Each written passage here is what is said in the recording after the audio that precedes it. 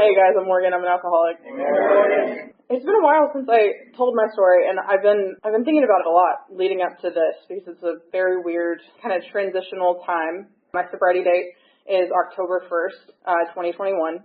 So in a month, I'll be celebrating 4 years. I know a lot of people, when they say things like that, they're like, God willing, and like all of these things. I'm like, no, this works better. I'm going to keep doing this. So in a month, I'll have 4 years sober. And I'm not saying that as like ego, like cockiness or anything like that. It's just what we're going to do because that's not an option anymore. I wanted to focus a lot more on qualifying myself as a member of Alcoholics Anonymous as opposed to qualifying myself as a drunk because I'm here for a reason. It didn't go well, the experiment that I tried multiple times every single day on a continuous cycle. I did come into AA way before I was ready, so we're going to start there because that's really, when I think about my life, I will say that's kind of where my life started. I walked into my first meeting a week before I turned 21. I was really depressed because my cat had gotten run over. I was working and I was taking things to stay awake. I was taking things to go to sleep. I was falling asleep at work. It was really bad. It was not a good situation, and my roommate at the time had been in recovery previously in Athens. She said, hey, do you want to go to a meeting? I had never known anything besides the movie and TV version of AA. So I was like, you know what? Sure, like, let's go. Yeah, it was terrifying, but it's okay. I didn't know anything about AA. So I walked into my first meeting at Serenity House, and it looked very different than it does now. I walked in, and not knowing anything was so funny because the person started the meeting, and he said, hi, I'm John, and I'm an alcoholic, and I said, that seems like a really, really bad idea. I was like, that's terrifying. Why were they letting them run this? It was really great. I don't remember anything else from my first meeting that anybody said except for that guy because I was so focused on that. But then I got a sponsor because they told me that I should get one, and I'm also a recovering people pleaser, so I did that thing, and I was like, all right, sure. And I asked this girl to sponsor me for the whole thing. The thing from that experience was I knew where I could go when I was ready, but the problem with that was that I was not done, and I was not convinced enough that it was me. I found myself in the book. I related to a lot of people in AA. I knew deep down that I was one of you, but I was not done. And that's just as simple as it is. Like, I was not ready to do the things that were required here to actually stay. I wanted to stop, but I didn't want to stay stopped. That was my first experience in recovery. I tried because I did find myself in there. I really did try to stay around for other people for a long time, and I picked up several white chips in that time, lived with people in the program. It was a very weird, transient time, very nomadic. It was super fun. I picked up a ton of white chips, and I got to the point where I was like, I don't want to pick up another one until I'm actually doing this. I don't feel the need to keep collecting these if I'm not all the way in, and I knew I wasn't. And I had convinced myself that I was doing what I wanted to do. And I went back out, and I had an experience for roughly 5 years. I had a lot of yeps when I had first come into the program. I had never been in a car accident. I had never been arrested. I had never done, we were watching something the other night. He was like, I don't do white drugs. And I thought it was really funny. I'd never done those. There were a lot of things that I had never done. I was very much a like alcohol and Mary Jane person. So I'd never dabbled in other things. I was very sheltered growing up. So that was not something that I knew about. That'll come up again as to things that I was unaware of and the situations I ended up in. For a little while it was manageable, and the one thing I've been thinking about a lot is that step one for me, I could admit that I was powerless over it, but I'm managing just fine, which was not true. The mental backflips that I could do to convince myself of those things meant that I could convince you of those things also. Things were, I would say, manageable. I still, for some reason, never ended up losing a job. I don't know why. People really needed to fire me, but they never did. I know that they were aware. There's no way I could have been like that much of dumpster fire and nobody knew.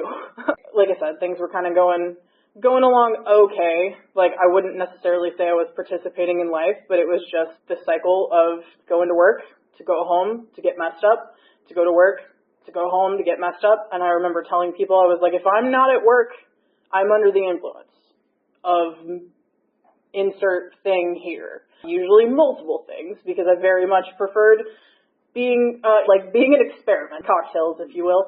It was working, okay, I guess.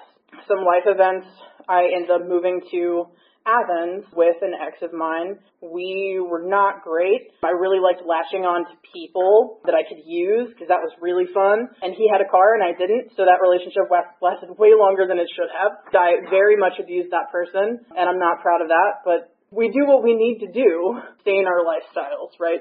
When that relationship did ultimately end, I didn't have anyone looking at me anymore, and I didn't have anyone like keeping tabs on me anymore. And I was in Athens, baby. It's a college town. I was working at Starbucks and Ulta, and I worked with a lot of college kids, and they would go out and party all the time. And then I quickly realized that I didn't like being the messed up one in the room taking care of college kids when we were out.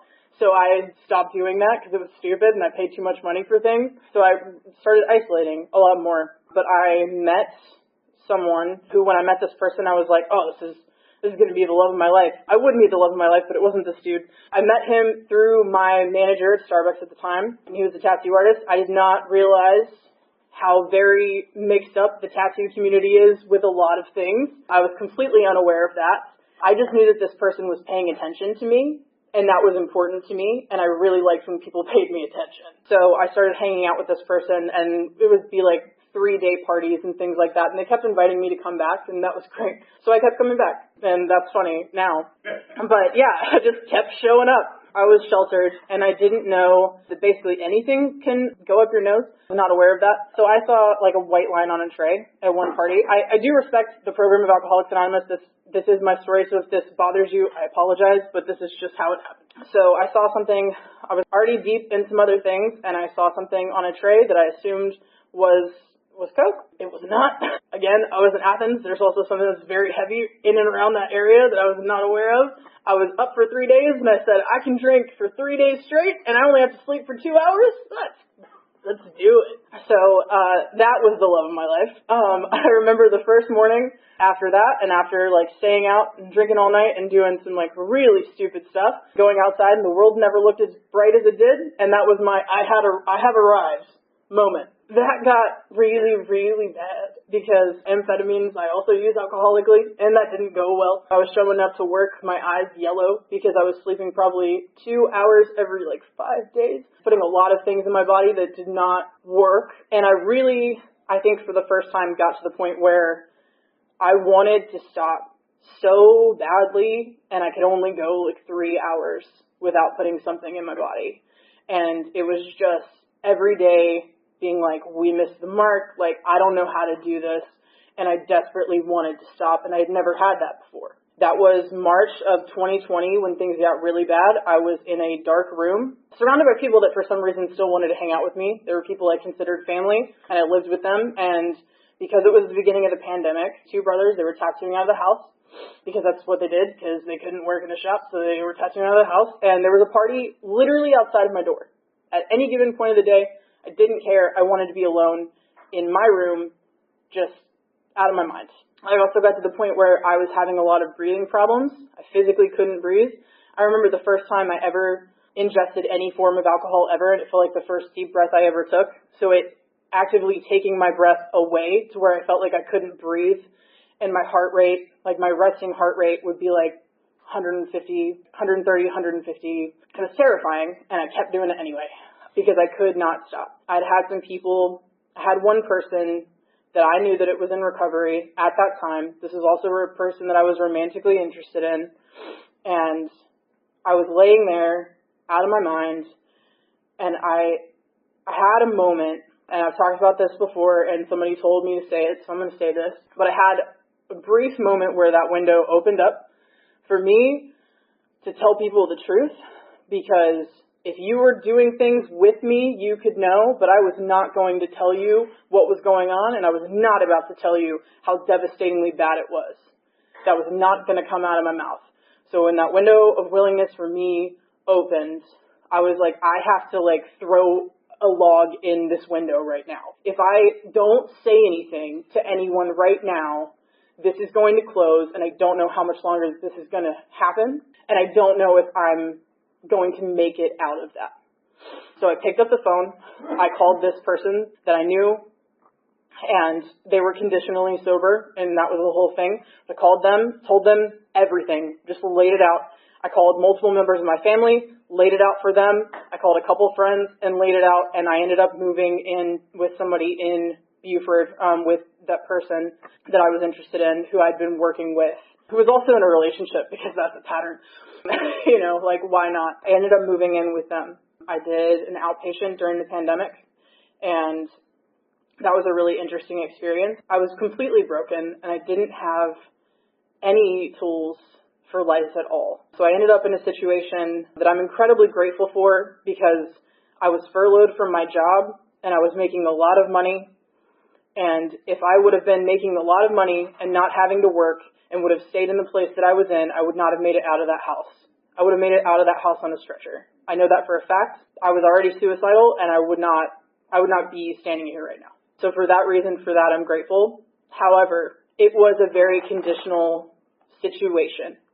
So the person that I ended up being with, that was in a relationship for like 6 months at the time that we were together, it was a whole thing. That was in a long distance relationship. I was living in their house. It was weird, but they had gotten caught because they were in the medical profession, and they had gotten caught using things at work and had to be in a certain program. So I was like, oh, I'm safe around this person, and I can't do this. So it did create that space. I also effectively made that person my higher power, because I'm really good at doing that.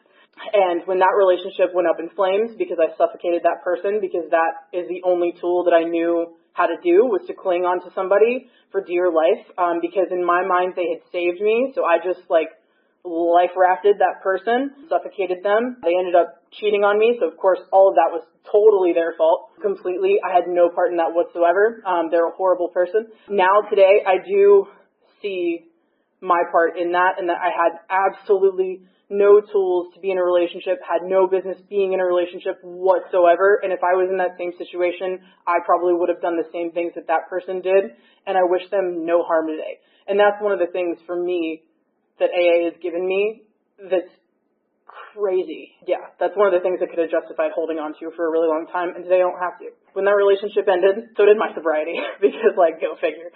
I went back out, I guess, for about a month, and I was sitting on the back porch at my dad's house. So it was probably around September 2021. I was sitting on the back porch at my dad's house a month later, the end of September. I had gotten to the point before where I had wanted to kill myself. I was very much that, and I was very desperate. But like I said, I didn't have a lot of tools. This time, I remember the thought that I had, and I was like, I don't ever want to be here again. And I'm going and willing to do whatever it takes to never be here again, because I just so badly wanted to be off the carousel, man. I did not want that to be the case anymore, and I never wanted to feel that way again. My higher power this time around, so I came back in, and I picked up a white chip. I didn't get to do that in that last bout of sobriety, which is great, because I don't like wasting people's things, but it was the pandemic, and meetings weren't happening, so it was all Zoom, so I didn't get to waste a white chip for that one, which was nice. I came back in, and I picked up a white chip on October 1st, 2021, and since that time, I've been here. I will say that I think because of the way that my story had gone up to that point, my higher power saw fit to really break me in this time with some really devastating things. So this time around, I was picking up a 30-day chip when I found out that one of the people that I had lived with previously, that I said was like my family, had committed suicide. I found that out in the meeting right after I picked up my 30-day chip. I do not think that's a coincidence. And I had a moment of, are you really here? Do you want to continue doing this for the memory of that person, or do you want to go do something stupid again and end up exactly the same way because you've been in that same space? I did decide that in Derek's memory, I would stay here and keep trying to figure this out. I was really in this, and that was it was hard going through that. It really felt like a bomb had gone off in my life, and things were so weird anyway, because getting 30 days sober, for I don't know, the 80th time is a whole thing. I didn't want it to be the 81st time, so we stayed. We don't get better super fast as far as mentally, right? I have a thinking problem, any form of alcohol was just a solution to the problem that I have with my brain. Some rewiring takes way longer than other rewiring, and I was still around a year and a half sober. I was still very actively being a tornado in my own life. I normally don't say this in mixed meetings, but I will say it because I'm not ashamed of it, and I don't care today to say this because it is what happened to me, and that's fine. So I had a friend and ended up having a one-night stand with that friend. I got pregnant, and I ended up having a miscarriage. That was like literally the most traumatic thing I've ever gone through in my entire life. Like, entire life. There's a lot of factors of that were absolutely, like, devastatingly awful. I was mad at my higher power because I had fully accepted the situation. I was like, this is a consequence of my actions. Like, this is what we're doing. Like, this is gonna go. Like, I was living with my parents at the time because I was still getting there. I had them, like, talking about a nursery. It was a whole thing. And then that happened. And I was like, dude, bro, why? Like, really, why? Like, that's not cool. I can stand here and, like, it looks like I have a smile on my face, but it was so uncomfortable. So this is what I do when I'm uncomfortable. But it was okay. I didn't want to feel any of those things. And when that happened, I did revert to I can do this by myself. I just need to be alone. I realized within probably an hour and a half of that day after that I did not need to be by myself. Because I was looking out the window, and all I wanted to do was drink. Like, all I wanted to do was numb that. I called somebody in the program, and I said, I need to get out of the house right now. That person, we went and got breakfast. They got me, like, a whole care package. Like, even to the extent of, like, the way that I talk to people today, I tell them a lot of things, and I had said something about how I couldn't have deli meats or whatever. I was complaining about it. So they brought me, like, a thing of turkey, like, in this, like, care package, like, put a cold pack in there, and there was like, I just continued like putting one foot in front of the other. I normally don't go to women's meetings. I went to a women's meeting and like completely lost my whole mind and just shared and like said all of the things that I needed to say, and then had people come up to me and tell me their similar experiences, because at the end of the day, like that's what AA is, and I needed that so desperately. And now like I'm okay. I can talk about that. I'm actually like grateful for it because I don't know what my life would look like with like a friggin' 2.5-year-old. Jesus Christ. Thank God. It's just one of those things. For me, today, my sponsor is really big about 6 and 7 because for me, like, the first couple of steps is like, hey, am I willing to do these things? Am I willing to believe in a higher power? Am I willing to, like, accept that I'm an alcoholic? Like, it's like all of these questions that I can just be like, yeah, sure. Step 4 and, like, really writing things down. I remember I went into step 4 this, like, last time with my sponsor. I was like, I don't have a lot of resentments. We were there for like 8 hours and burned a whole candle down, guys. And that was crazy. I even got to the point with my resentments. I had typed it this time because my hands started hurting from how much I was writing. And I was like, can I type this please? And I know a lot of people are very big about writing, but I also didn't want to get carpal tunnel because of my resentments, because that would just add to my resentments. I ended up typing this, and I ended up like doing a search on there because at the end of the day, like all of my resentments were like basically the same things, and all the things that had affected in me were basically the same things, to the point where I was like we were probably 3/4 of the way through. I was like, do we even have to finish this? Like we can go, but like it's all the same stuff over and over again, like Lego people, like insert person, put another head on there, like it's the same thing. This person left me, it affected my emotional security. Like all of those things. Doing my fifth step like opened the door for like somebody else seeing me fully. And also me being able to fully see myself and understand myself more and get to know me, because for so long, like, I didn't know me at all. I have a joke with my sponsor where I would just call her and be like, I don't know who the F I am. Like, and I'm trying to be really clean about this. I would just call her and I'm like, I don't know who I am. Like, I don't know who I am at all. And for a little while, that was like really freaking me out. But now it's a beautiful thing. Like, to get to discover myself, and therefore get to discover, like, my higher power, because I do feel like those things are tied together. My conception of my higher power and me knowing things about me. Like, 6 and 7 are what my sponsor is really big about, is it being a lifelong process. I know they're not, like, they're kind of glossed over in the big book, like, it's very quick. It's like, all right, now you're done. But you keep, like, it's just one of the things with me where I don't know on a daily basis what I'm going to come up against. And I'm really grateful to have a sponsor that frames things in the steps, because usually I call her and she's like, oh, we're in step 6. That's pretty consistent, because I have shortcomings today, like everybody else. And that's okay. I will say, and I did mention it earlier, but the amends process this time around was a really crazy thing. My sponsor also is very big about letting God lead my amends and me not pushing those things. And the people that I've had presented to me to make amends to have been it's been crazy experiences where I'm thinking about a person and then they just come up and then I'm able to talk about that thing. I had an old middle school friend that I just completely ditched this girl because I had a boyfriend and he smoked a lot of weed and I wanted to hang out with him and I no longer cared about my friend that actually cared about me. And we got to settle those things. We got to sit down and have dinner. And then she said, do you remember when you came over to my apartment a couple of years ago? And I said, no. And when she said it, I remember I had a vague thing of that, but I was like, God, I'm so glad that you decided that was not the time that we needed to talk, because it was probably not good if I don't remember being there at all. But those are the things that I get to settle today. There are some that I don't. I've written several letters because I've lost people that I feel I owe an amends to. That's frustrating sometimes because I do wish they were here, but they're not. And I've written letters, burned them, done that whole thing. And it's something that I get to be okay with today. The life that I have now, if you would have told me a couple years ago, if you would have told me that I'd been married, I would have, been like, you, that's gross, why? No, that's disgusting. I didn't talk about my childhood, but I'm a product of divorce. I told I was never going to marry anybody, because I was never going to trust you that much to potentially hurt me that much. No way. My husband's right there. I love him. He's my best friend. One of the things about that, that I will say is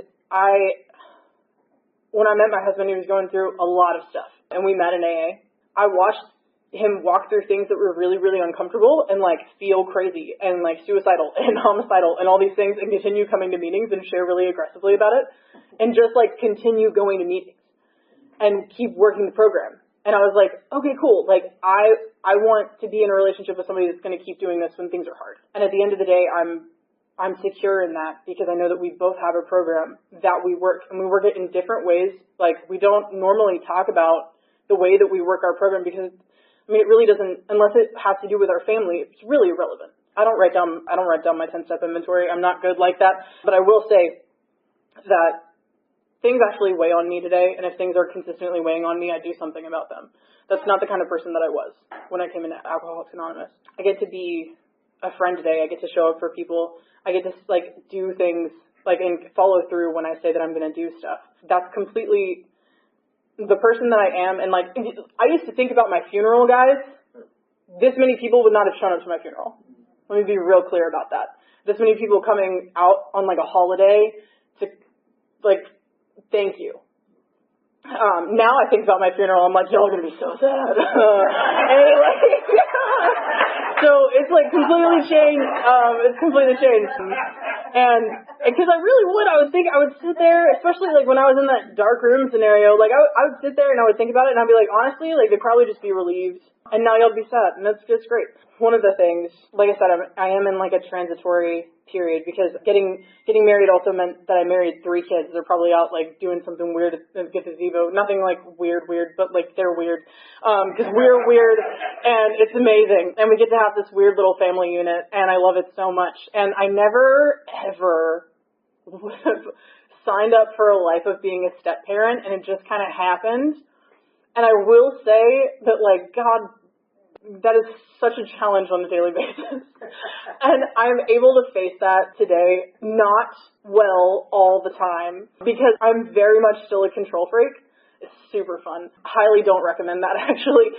The things that bother me are so crazy. Why did somebody open another thing of bread when there's one that's still open? But those are the things that I freak out about today. I have very good first world problems. Instead of who put nails in my tires, and that's a big jump for someone like me. It's crazy for me to put into words all of the things that AA has given me. I'm grateful that I knew where to go. I'm glad that I came in here before I was ready, because I knew where to go, because that thought would have been like, because I remember having the thought of like, I'm going to kill myself or I'm going to go back to AA. I also neglected to mention this, but I moved my books, like this big book is the big book that I bought when I first came into the program. It's falling apart now, but I moved my books with me like 7 times. I'm not an alcoholic, but I'm going to move these with me just in case. Or I would be on the other spectrum where I'd be like, I'm definitely an alcoholic, that's why I have no power of choice and I'm about to get real messed up right now. It's just crazy. Crazy. A person like me, left to my own devices, should not be someone that people show up for. Like at all. Yeah, I don't know. I used to kill animals. I used to kill plants. Not intentionally kill animals, let me be very clear. I used to get pets because I thought that they would fix me, and then something would happen to that pet because I was like like nobody would have trusted me with a pet rock, and now people trust me with children. It's amazing. So there's one story in the back of the book, and I know a lot of people like, geez, the kingdom, it's amazing. Like there's some stories that I really resonate with, but I remember the first time I read this story. It's called Student of Life. Or there's a couple parts in here towards the end. And this pretty much sums up how I feel when I walk into a meeting and how I feel today. As I spoke, I looked around the room. More importantly, I looked at the faces of the people in the room and I saw it. I saw the understanding, the empathy, and the love. Today, I believe I saw my higher power for the first time in those faces. While still up at the podium, it hit me. And this is what I've been looking for all my life. This was the answer right here in front of me. Indescribable relief came over me. I knew the fight was over. And then later it goes on to say, it's almost impossible to adequately describe how much the program has given me. But just as material losses are not necessary to indicate alcoholism, material gains are not the true indicators of sobriety. The real rewards aren't material in nature. I have friends now because I know how to be a friend, and I know how to nurture and encourage valuable friendships. I will throw in that if I don't think your friendship is valuable to me today, I have boundaries. That's also a positive thing. I did not get sober to be weak, and that's one big thing about me. But most importantly, I know who I am, or I'm getting to know who I am. I'm getting to know my goals, my dreams, values, and boundaries. And I know how to protect, nurture, and validate them. Sometimes. I'm working on it. Those are the true rewards of sobriety, and they're what I was looking for all along. I'm so grateful that my higher power stepped in to show me the way to truth. I pray every day that I never turn my back on it. I came to AA in order to stop drinking. What I received in return was my life. Thank you guys for letting me share.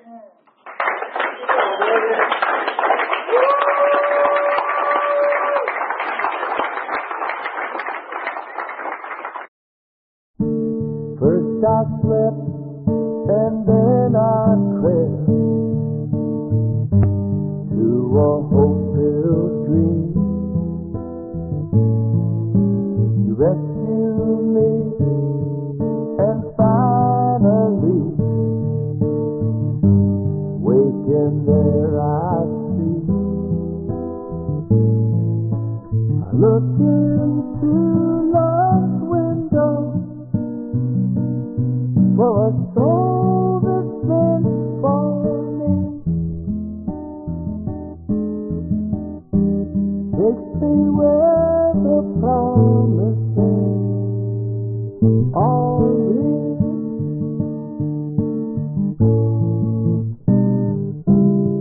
Sometimes quickly, sometimes slow, we get just what we need. On a broad highway, stride for stride, we walk eternally. I look into love's window for a heart that beats for me. Takes me where the promises are real.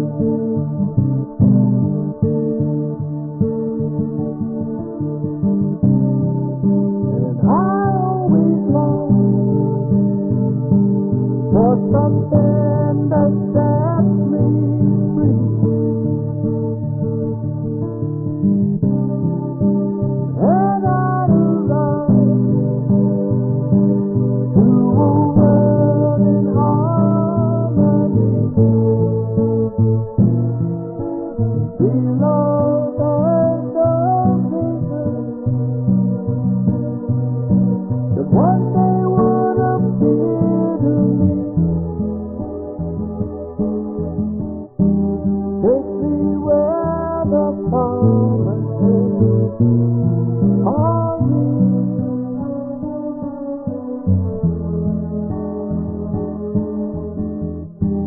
Take me where the promised land.